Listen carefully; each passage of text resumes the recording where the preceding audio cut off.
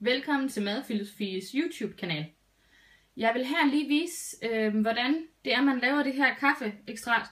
En opskrift, som der også ligger på min blog.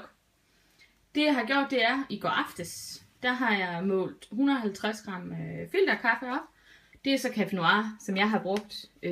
Man kan bruge alt muligt. Det er bare det er den kaffe, vi foretrækker at drikke herhjemme. Den er meget aromatisk, den er meget, jeg synes den er meget kraftig, og den er meget rund i smagen, så jeg synes egentlig den egner sig helt vildt godt til iskaffe. Så har jeg hældt cirka 1,8 liter kogende vand på, og så har det så stået og trukket her. Og så får vi den her lækre kaffesuppe her. Det har stået og trukket hele natten. Og det jeg så gør, det er, at jeg filtrerer den her. Jeg bruger bare en helt almindelig glas kaffekande fra min Mocha Master.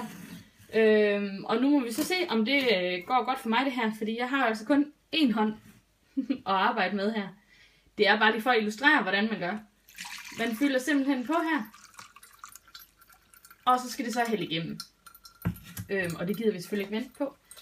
Og når det så har gjort det, så hælder jeg det på den her flaske her. Det er egentlig sådan en hvidvinskaraffel. Men man kan bruge hvad som helst, man nu har flasker.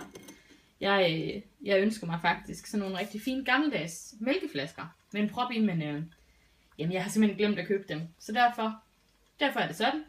Det jeg brugte sidste gang, det var faktisk et kæmpestort gammelt rødbedeglas. Det kan man også bruge. Der skal bare være en prop, der kan lukkes godt, og så skal det på køl efterfølgende. Når man så har lavet den her kaffeekstrat, som I kan se, der løber igennem her, så hælder man bare en slat op, cirka en deciliter, i et højt kaffe, sådan et caféglas.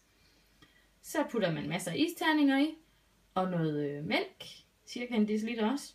Og så lige en chat fløde og noget rørsukker til sidst. Det topper simpelthen. Det er simpelthen det lækreste. Og så har du en rigtig dejlig iskaffe. Værsgo!